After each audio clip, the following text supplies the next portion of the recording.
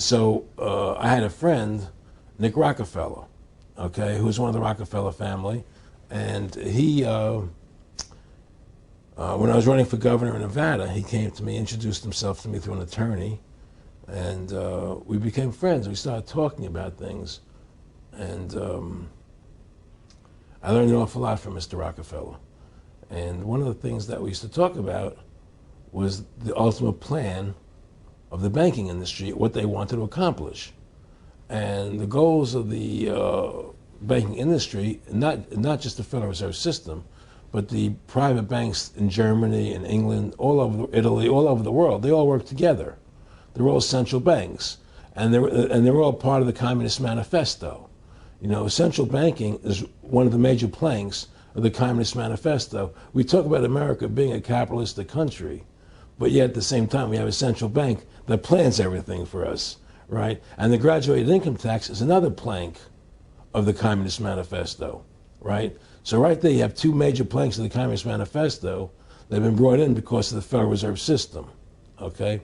So the ultimate goal that these people have in mind is the goal to create a one world government run by the banking industry, run by the bankers, and they're doing it in sections. The European currency, the euro, and the European Constitution is one part of it.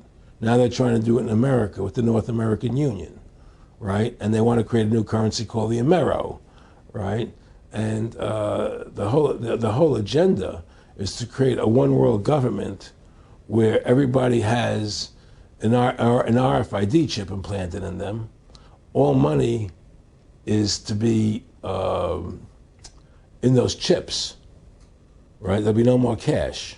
And this is given me straight from Rockefeller himself. This is what they want to accomplish. And all money will be in your chips. And so instead of having cash, anytime you have money in your chip, they can take out whatever they want to take out whenever they want to. If they say you owe us this much money in taxes, they just deduct it out of your chip digitally. Total control. Total control. And if you're like me or you, and you're protesting what they're doing, they can just turn off your chip. And you have nothing. You can't buy food. You can't do anything. It's total control of the people. And that chip's connected to a database that has your purchasing records, what you do, what everything, you sell. Everything is in there, you know? And so they want a one world government controlled by them, everybody being chipped, all your money in those chips, and they control the chips, and they control people. And you become a slave. You become a serf to these people. That's their goal. That's their intentions. Eric, can you be specific about when you met Rockefeller, how it happened in these discussions? I met Rockefeller through a female attorney I knew who called me up one day and said, one of the Rockefellers would like to meet you. I had made a video called Mad as Hell, and he'd seen the video and wanted to meet me and knew I was running for governor of Nevada. So sure, I'd love to meet him.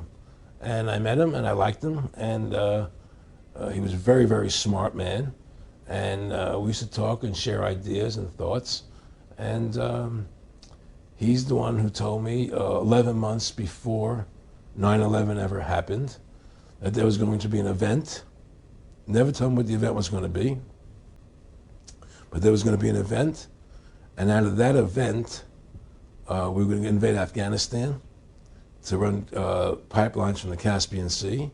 We were going to invade Iraq, you know, to take over the oil fields, establish a base in the Middle East, and make it all part of the New World Order. And we'd go after Chavez in Venezuela. And sure enough, later, 9/11 happened. And I remember he was telling me how how you're going to see soldiers looking in caves for people in Afghanistan and Pakistan and all these places. And there's going to be this war on terror, which there's no real enemy. And the whole thing is a giant hoax, you know, but it's a way for the government to take over the American people. He told you it was going to be a hoax. Oh, yeah. Oh, yeah. There's no question. He says, there's going to be war on terror. And he's just laughing. There's no, who are we fighting? I mean, why do you think 9/11 happened and then nothing's happened since then? Do you think that our security is so great here that these people who pulled off 9/11, who were able to, can't knock down another plane? Come on, it's ridiculous. 9/11 was done by people in our own government and our own banking system to perpetuate the fear of the American people into subordinating themselves to anything the government wants them to do. That's what it's about, and to create this endless war on terror. And that's why and that was the first lie. And the next lie was going into Iraq, you know, to get Saddam Hussein out with his weapons of mass destruction. That was the next lie. Now, specifically, this was a little over 6 years ago. This was 11 months before 9/11. Yeah. And Nick Rockefeller, who's a lawyer, he's become your friend over the previous years, and he's saying to you that there's going to be this big event, and then out of that we're going to have a war on terror, and it's just going to go on and on. Right, an endless war on terror without any real enemy. That you can never, so you can never define a winner. And did he say that it's going to be perfect because you can't define an enemy? It just goes on and on? Yeah, because you can't define a winner. There's no one to beat, so it goes on and on forever. And they can do whatever they want. They scare the hell out of the American public. Look, this whole war on terror is a fraud. It's a farce. It's very difficult to say it out loud because people are intimidated against saying it. Because if you say it, they want to make you into a nutcase. But the truth has to come out. That's why I'm doing this interview. The fact of the matter happens to be that the whole war on terror is a fraud. It's a farce. Yeah, there's a war going on in Iraq because we invaded Iraq. And people over there fighting, you know. But the war on terror, it's a joke, you know. And until we discover what really happened on 9/11 and who was responsible for 9/11, because that's where the war on terror emanates from. That's where it comes from. It was 9/11 that allowed this war on terror to begin. And until we get to the bottom root of 9/11, the truth of 9/11, we'll never know about the war on terror. Aaron, you said that he was, and I think it's important, and I know this about the Rockefellers from Dr. Dennis Cuddy and many others who literally, you'll be 20 years old in a lunch line at college, and no, there's David Rockefeller. And here's here. I mean, they're experts at recruiting and getting what they call players, and that clearly he was. I mean, I want to make it specific and just get you to reiterate what you said last night about you got 30% of the vote. You were having an effect. You made mad as hell. They knew that you'd started the Constitution Party. Yeah. They knew that you were somebody who was taking action and getting things done. You'd already made some big films, had a lot of other successes. Right. So they were trying to recruit you, and didn't it come down to the point of, hey, we are here to recruit you, and don't worry, your chip's going to say, don't mess with us. You know, this guy's don't touch. Yeah, yes, that did happen. I was definitely being recruited, but it's more subtle than that. Well, in your words, just go through the process, and then what he said. Well, what it is remember we were friends, and we used to go to my house a lot. We'd have dinner, we'd talk, and he'd tell me about business investments, how you get involved in, you know, or they would help me with this business investment or that business investment. And was I interested in joining the Council on Foreign Relations? You know, I would have to get a letter to join them, but was I interested in that? And, you know, just stuff, you know, leading you on. And I used to say to him that I never really did that because that wasn't where I was coming from. You know, as much as I like you, Nick, you know, your ways and my ways, we're on the opposite side of the fence. You know, I don't believe in enslaving people, you know, and he would come back with, oh, I do? Or? Well, it would be more like, you know. It's better for them. Well, it's more like, you know, how do I put it? It was like, what do you care about them? What do you care about those people? What difference does it make to you? Take care of your own life. Do the best you can for you and your family. What do the rest of the people mean to you? They don't mean anything to you.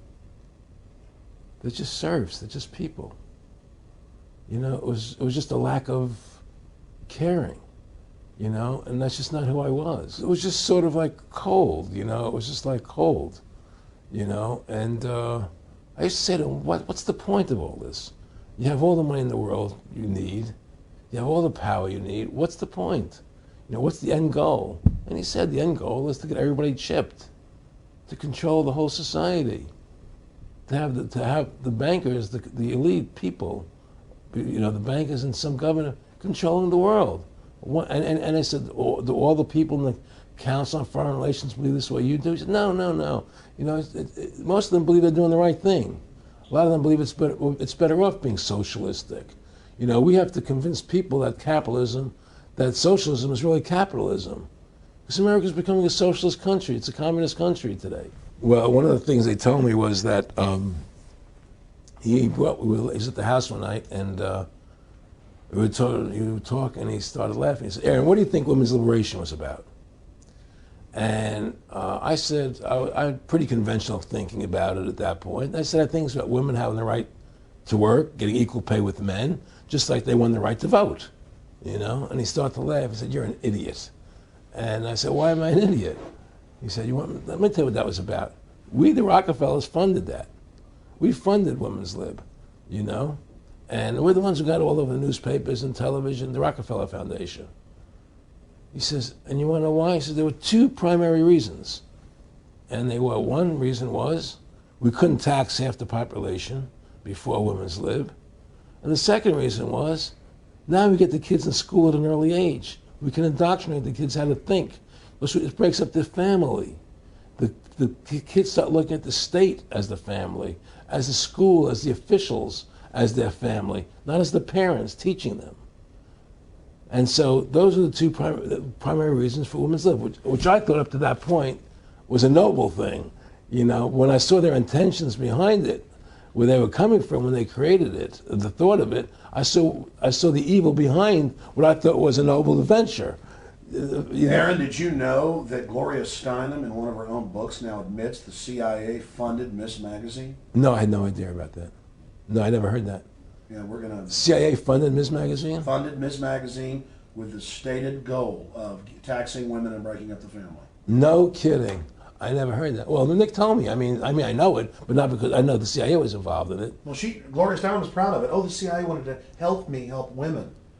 No kidding. And so they funded it, yeah. And of course, it's divide and conquer. Right, and what they do is they focus in, obviously, on real problems. Women were getting shafted in many ways, but the elite wasn't planning to help them. They were planning to really shaft them and take men away from them. Look at what they did with black families. You only had about 10% illegitimacy 50 years ago in black communities, and now it's over 90%. And look at welfare. You were going to give you some money, but you can't have a man in the house. Right. And so that was further to degrade the family, totally destroyed. And now illegitimacy is over 50% in the general population. Right. Well, see, the whole thing is these people control the money, so they make all the rules. You understand? And they put whatever rules they want into effect. And the truth is, America has really become a socialist, communistic country. And everybody says it's a capitalistic country. It's not a capitalistic country. You know, how can it be capitalistic when you have a central bank? That's the first. It can't be. You know, it's a planned economy.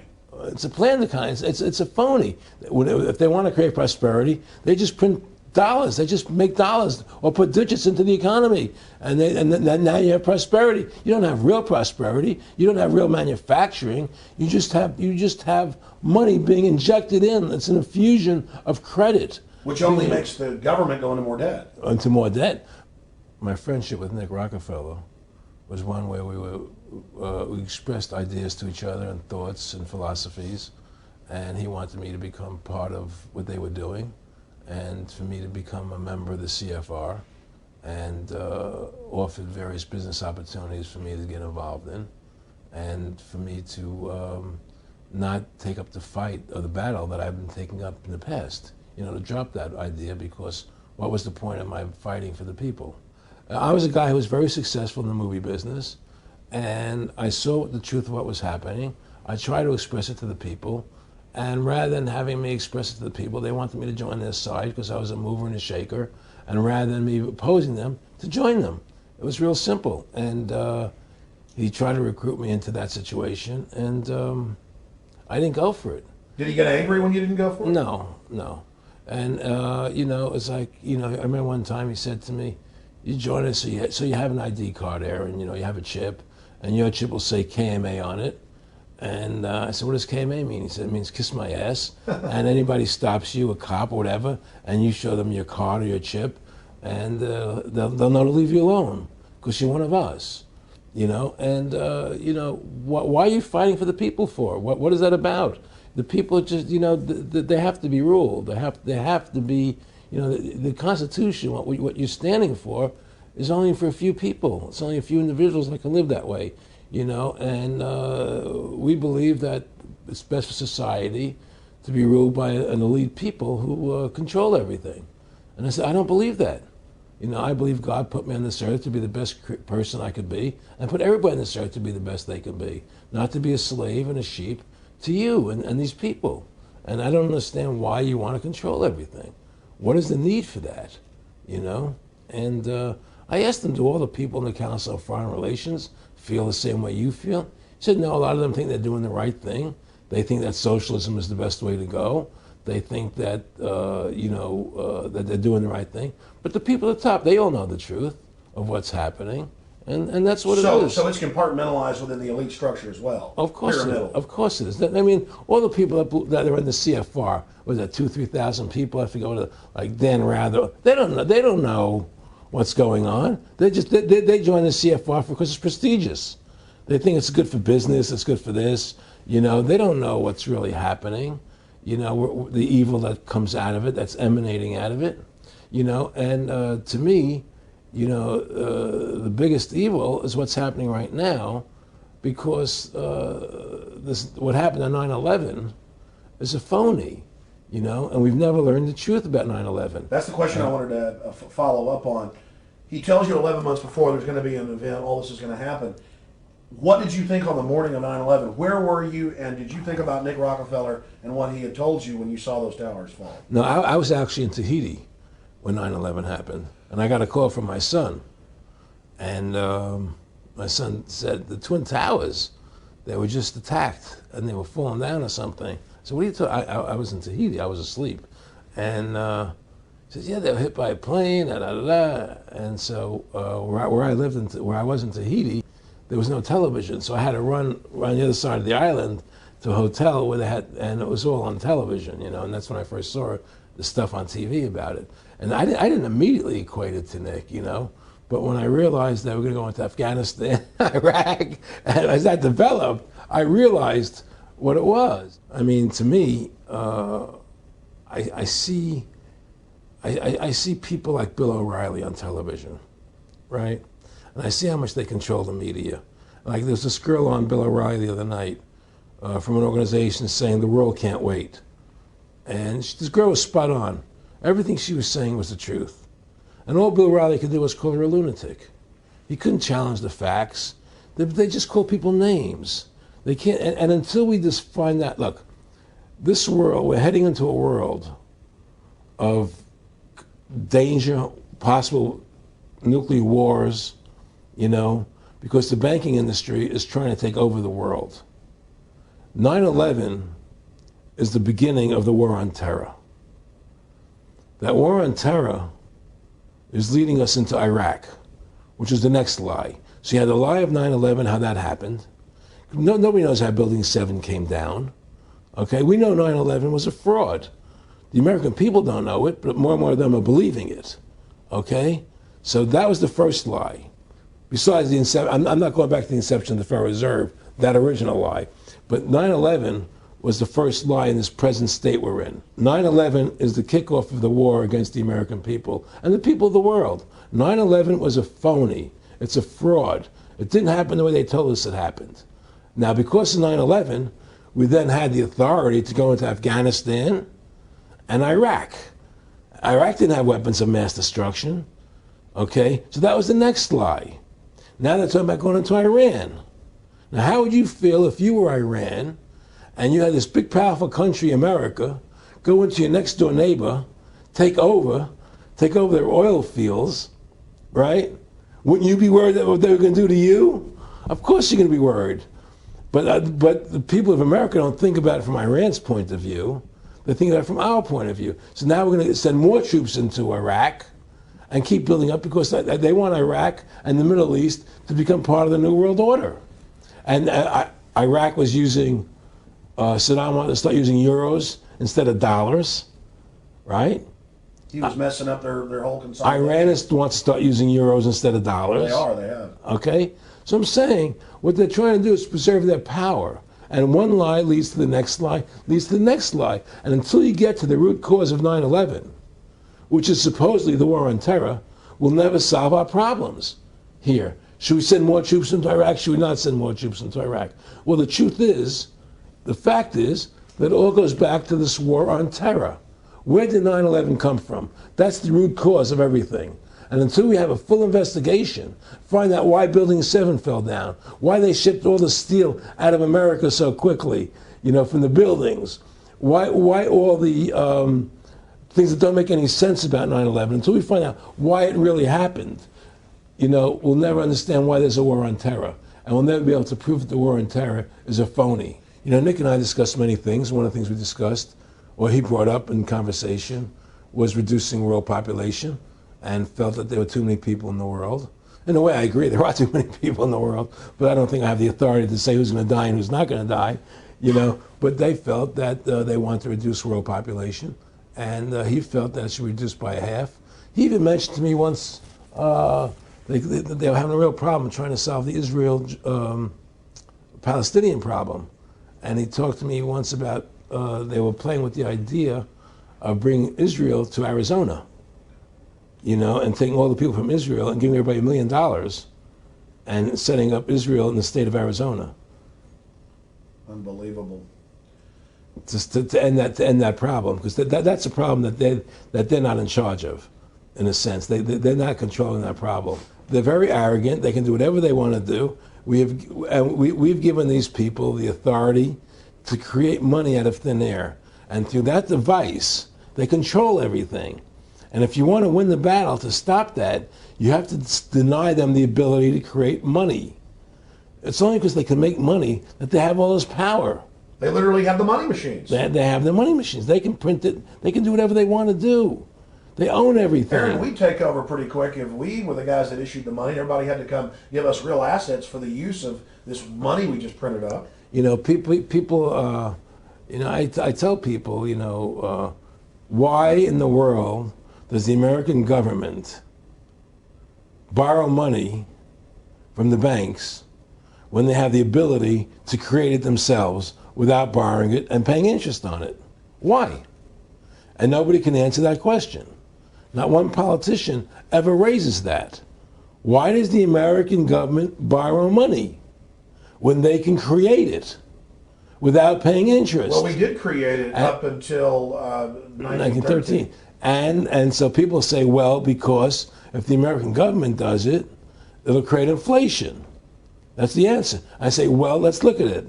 The American government has the Federal Reserve do it, which creates the same inflation as if they did it. But also with the inflation, now you're getting massive debt. So with the Federal Reserve, you have inflation and debt. Now, if the American government made the money, backed by gold, which limited the amount they could make, you wouldn't have debt and you wouldn't have inflation.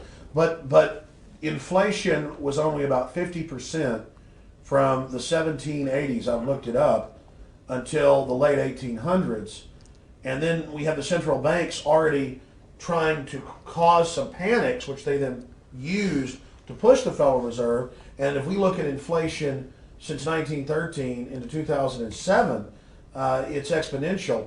In fact, a dollar is worth about 2 pennies to what it was worth in 1913. Federal Reserve Chairman, former Federal Reserve Chairman Alan Greenspan doubled the money supply from 2000 to 2006. And then Edward Bernanke, the new Fed chief, came in and said he's going to double it again in the next 2 years. And then he said, now I'm going to make the money supply numbers secret. And so now we don't even know. Right. But the evidence is they are just, in the curve of inflation, it gradually grows. And then suddenly at a point, it goes straight up. And it seems it's now parabolic, reached, yeah, parabolic. But the thing is that the only thing I disagree with you on from early 1800 to 1913, there was no inflation other than during the Civil War.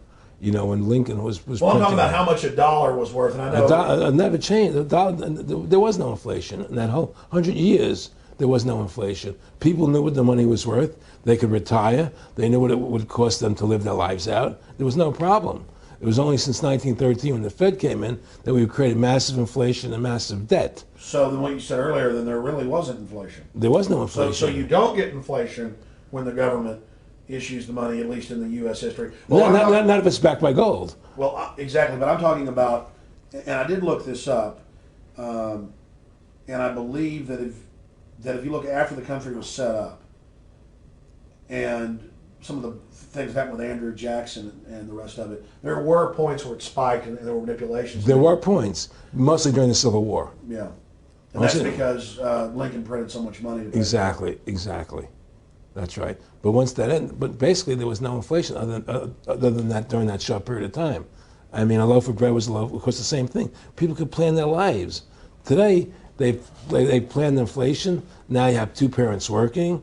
They can't afford to pay for their family anymore. The kids are going to state-run schools now. The kids are being indoctrinated how to think. They're being given Ritalin. They're being given all these drugs. The whole country's being dumbed down. It's all because of the Federal Reserve System. And the Federal Reserve System and these bankers are responsible for the demise of America. And if we ever want to win this battle, you must shut down the Federal Reserve System.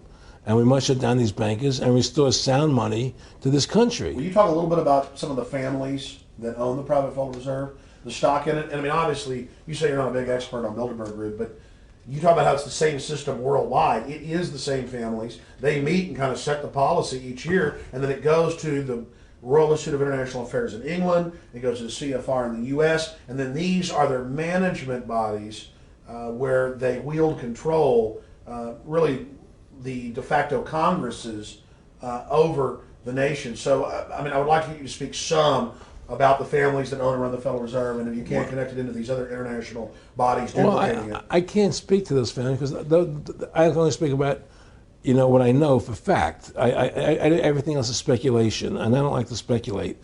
I know about Rockefeller because I was friends with him. We talked about it, and I can tell you firsthand. What did Rockefeller tell you about the Federal Reserve and their family owning part of it? Well, he said the New York Fed is the main controlling interest of the Federal Reserve System. They control the bulk of it. So the New York Fed is really the Federal Reserve System. Even though there's 12 different banks, it's run by the New York Fed. And the New York Fed is basically the Federal Reserve System. So who's ever running the New York Fed is where, and the families that control it, control the New York Fed. And they're the main engine behind the Federal Reserve System. And that's a wing of the Bank of England. Well, the Bank of England and the Federal Reserve are partners, and the Bank of England is a private bank, and so is the Bundesbank in Germany, and the bank of all the banks of the G8 countries are all private banks. They're private central banks. And look, what happened in Europe? Didn't Europe vote down the European Constitution? Yes. They're still doing it. Didn't they vote down the euro? They're still doing it. They don't care what the people vote. They do whatever they want to do. What we want doesn't matter anymore. It's their agenda, it's their plans that matter. Isn't that prima facie evidence of a tyranny? Well, there's no question we're in tyranny. There's no question we're living in a world where the American citizen is no longer a free individual human being to do the things that they wish to do. We're slaves, and it's getting worse. What do we got to do to bring these people down? In my opinion, you must shut down the Federal Reserve System. And I think that there has to be an uprising. There has to be an uprising. People have to stand up. I can't do it alone. You can't do it alone, Alex. And we need to get a majority of people, not a majority of people, but was 5% won the war against the British, a highly motivated group. But I agree, people have got to get angry first. I mean, not just, we know it's corrupt and that lackadaisical. We got to get pissed. People don't seem to have the courage to do what they have to do, I want to say you've got a lot of courage. Well, thank you. I don't know if I have a lot of courage. I just have I want to thank you for what you're doing for my family. Well, I have a sense of conscience and I have a sense of justice. I get nervous about what I do, but I do it because there's no other choice. I couldn't live with myself if I didn't do it, But the fact of the matter is, I've ostracized myself pretty much from Hollywood. People are afraid to deal with me in Hollywood a lot because of what I do and the things I say. I don't go along with routines. A lot of people in Hollywood know the truth. They're not willing to stand up and speak about it. And I know many of them have seen my movie, and they know I'm right, and they won't talk about it because everybody's afraid. Everybody's afraid because they think that this money they get, these Federal Reserve notes, are really money, and they think they have a comfortable lifestyle, and they're afraid to change. They're afraid to stand up for what's right. And until people are willing to stand up and have the courage to do what they need to do, it's not going to change. And hopefully, what you're doing, what I'm doing, what other people like us are doing, can affect the change that people will stand up and say, hey, I've had enough. The thing is, we have one advantage, that they need us to cooperate. See, if we don't cooperate with them, they can't win. And so they always need our cooperation to go along with their programs. So they try to sell us. Right. They try to sell us. Democracy, this majority says this, believe in this, do that. The war on terror, we got to be scared. They're always trying to do things to sell us so that we'll go along with them. And once we learn not to cooperate with them, then we win the game. And that's the point. Don't cooperate with them. Don't go along with the program anymore. Stop it. Join forces. You and I should run for president and vice president and take over this country and bring freedom back to this country. That's what it's going to take. Two people like you and I, statesmen, who believe in freedom, who believe in Thomas Jefferson and the Constitution and the founding fathers to make this country whole again. Because right now it's in the grip of the evil ones, and the only way to stop that is for good men to stand up. Was Edmund Burke said, evil can only thrive when good men do nothing? Yes. Right? We got to do something. That's what it is, Silence is golden, but when it comes to your freedom, it's yellow. We have to stop being scared. We have to stand up and do what's necessary to stop these bankers, these elite, this government full of lies, congressmen full of liars, people destroying our borders, creating a government. I mean, imagine this. Here you are in America, and they're combining America, Canada, and Mexico into one country, the North American Union, and the American people don't know anything about it. It's not even in the press. They'd rather talk about Rosie O'Donnell and Donald Trump calling each other names than discussing the fact that we're merging into one country.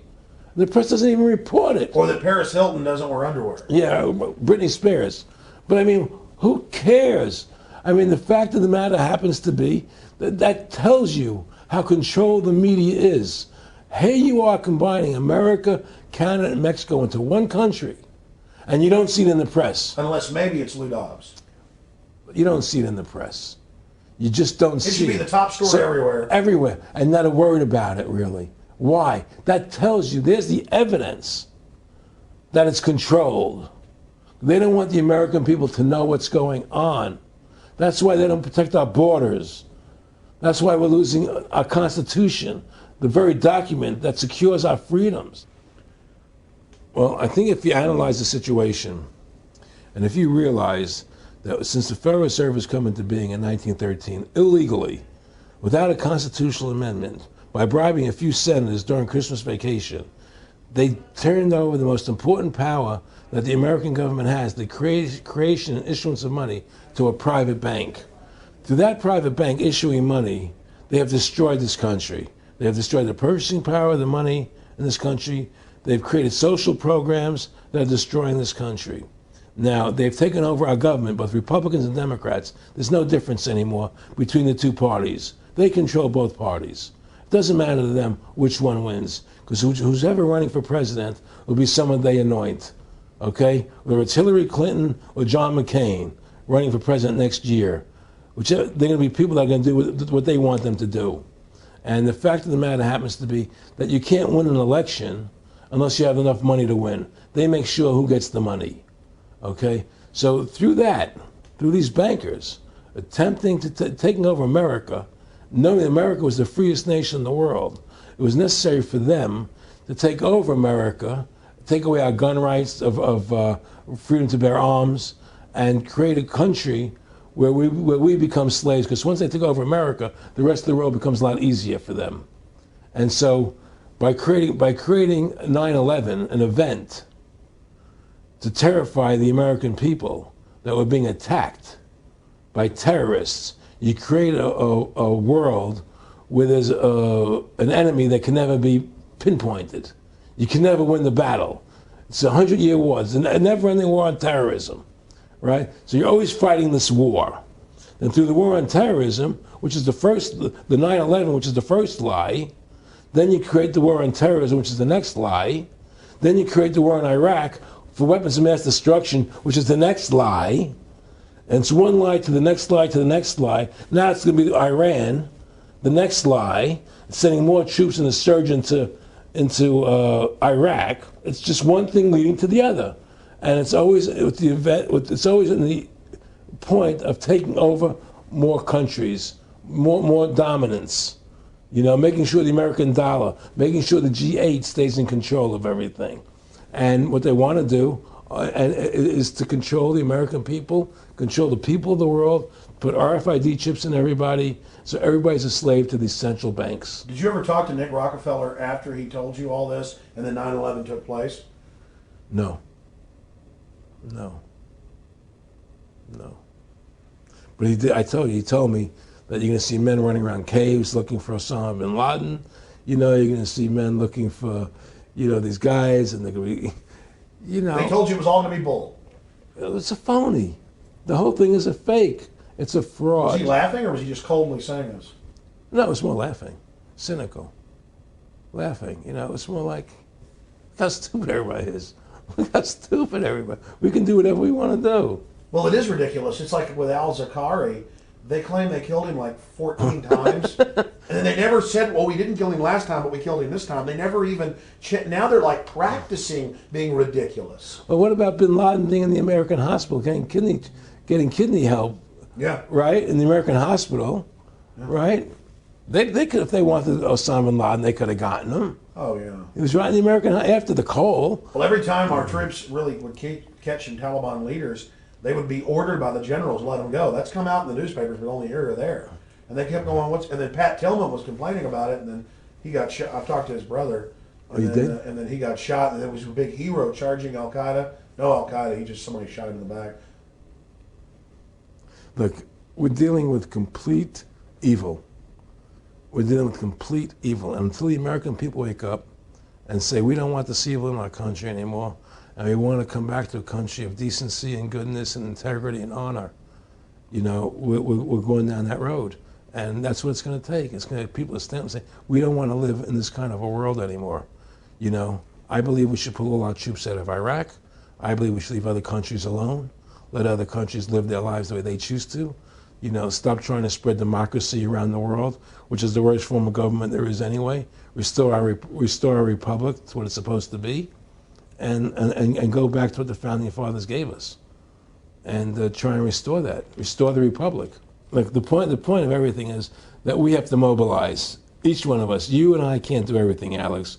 You and I may be leaders. We may be out there, and people listen to us, so what we have to say and follow us. But the truth of the matter happens to be, it takes all Americans to stand together, to stand tall, to mobilize and say, we're not going to take this anymore. I'm mad as hell. I'm not going to take it anymore. We're going to stand up and fight the battle.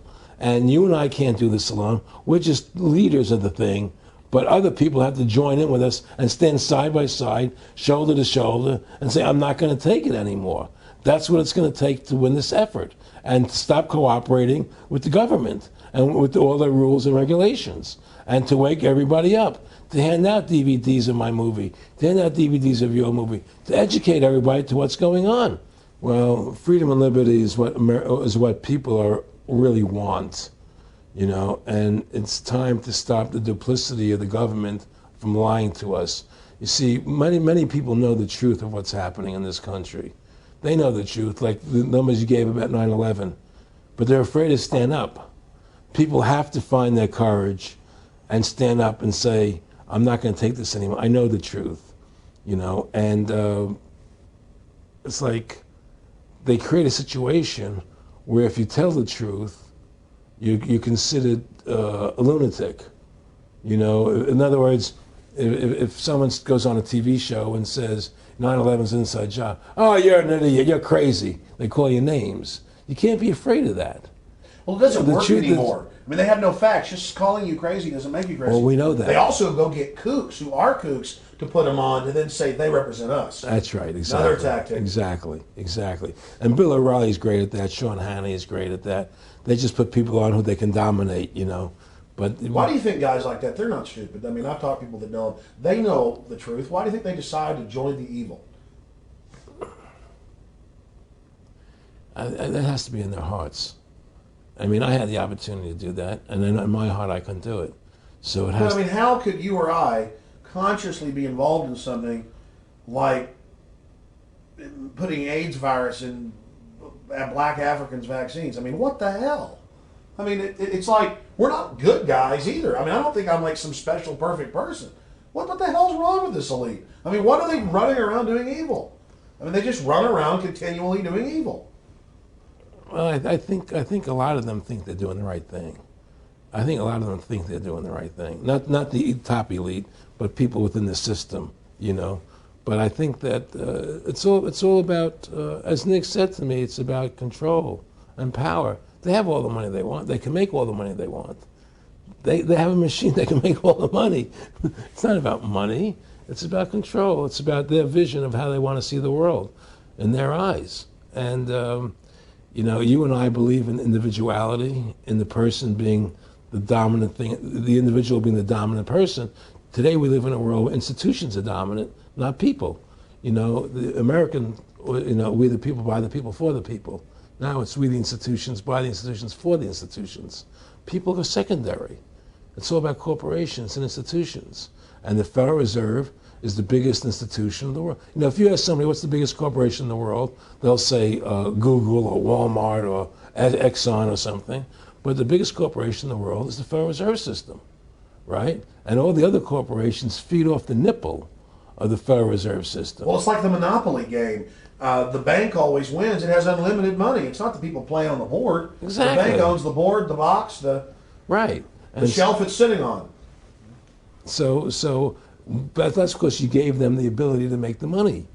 You have to take that away from them. We need to take the bank away from the private bankers. Exactly. You have to take the creation of money away from the private bankers, and you'll solve 95% of your problems. Well, I mean, look at America. 10% growth rates every year like China's having right now. The U.S. had 10% growth rates until the Federal Reserve took over. And then if you look at that, it all starts really going downhill from there. Well, they destroyed the American worker. What they've done, here's what's happened. The Federal Reserve has created this massive inflation in America, which means that the American worker has to keep making more money to keep up with the cost of living. The more money they make to keep with the cost of living, the less competitive they become in the world economy. So now what happens is we have to pay our workers so much to keep up with the cost of living. Say, well, screw the American worker. Let's go overseas now and get the cheap labor. But really, that's a war being waged against the middle class. Of course, the bankers print the money. Really, this is a war being waged against the middle class. The bankers print the money. Everything they're doing is about destroying any private pools of wealth or independence. Yeah, but what I'm trying to say is, because of the inflation that they've created, they've now allowed other countries to outcompete us. You see, because other countries don't have to pay as much money as we have to pay here to our workers to survive. Yes. So now we're not competitive anymore. So we've lost our manufacturing base. We've lost our competitive. In the old days, the American worker, you wanted to buy everything American. You wouldn't buy anything from Japan, which was cheap crap. And what does that leave us? It leaves America this military force, and so the elite's giving us a deal. We'll continue to build up your military and give you homeland security jobs, shift your economy over to being the bulldog enforcer of the New World Order. Exactly. You can either do, and by controlling the economy, they force everybody into that position. That's exactly correct. That's exactly correct. And there's no more manufacturing here. We're a service economy. We do nothing. We provide nothing. We provide nothing to the rest of the world anymore. Well, first of all, Freedom to Fascism is a movie that everybody should see, because we show the fraud of the income tax. We show how judges put people in jail for no reason. We show the corruption of the justice system, and we show how the Federal Reserve came into being and how it's controlling society, and how all the central banks of the world are working together through the Bank of International Settlements in Switzerland, which is the central bank for all the central banks, and how they all work together to create this one world government, the one world order, which is what they're trying to do. So Freedom to Fascism is a movie just to get you a good basic education about how the world is really working. And I really want everybody to see that movie. Critical. In terms of the CFR, in terms of compartmentalization, I mean, there are many good people, I believe, that are part of these organizations who don't even understand what the organization's really about. People like when I was in Germany doing cancer treatment, There was a gentleman there who was visiting a friend of his who had cancer, and he was a member of the CFR, and we were talking, and I showed him the movie. He said, "Oh my God, I'm going to resign." I had no idea this was what the CFR was about. He had no idea. He was just a nice guy who thought he was in this prestigious organization. Yeah, a lot of it's about getting good people, and so you can watch them. Keep your friends close, your enemies closer. Well, no, it wasn't even that. It was, a lot of people join the CFR because they think it's a prestigious organization. It'll help them in business, make good business contacts. They didn't have an understanding that the CFR is really about world domination, about how they and the Trilateral Commission, the Bilderbergers, all work together, with the banks to control the people. A lot of them don't understand that. They don't see the big picture. Oh, it's CFR, it's a prestigious organization. I'll meet this one, I'll meet that one. I can do good business deals out of it. It's just business to them. The CFR wants to get the people in there that have influence and power, and so they're part of that. So they're not opposing them, It's like the whole country today is becoming the haves and have-nots. You're getting the very, very wealthy, the middle class is being destroyed, and you're getting the poor people. Isn't this just a slick mafia that took over and uses fancy PR? Well, you can call it mafia, you call it whatever you want, but it's definitely a criminal organization. There's no question about it. But it's a criminal organization that has prestige, that appears to have what's the word I'm looking for? Class, style. It's like, respected. It's respected. People don't look at it as being a criminal organization. That's what a great job they've done. People look at Alan Greenspan as being a hero. The maestro. Money's a funny thing. I was talking to Michael Eisner one day, and I said to Michael, you may have $1 billion, Michael, but they're all dollars. If the dollar goes bad, how much money are you going to have? And that's the thing. Everything is denominated in dollars. Everybody thinks in terms of dollars, but the dollar has no value. And then someday it's everything returns to the mean. Well, really, the whole universe, financial universe we live in, is a matrix fraud. Yes, it is. And that's why it's going to come crashing at some point. And they're going to try and hold it up as long as they can. I mean, whenever they want to manipulate the markets, they can. If they want to send the price to go down lower, they can. If they want to send the stock market up, they can.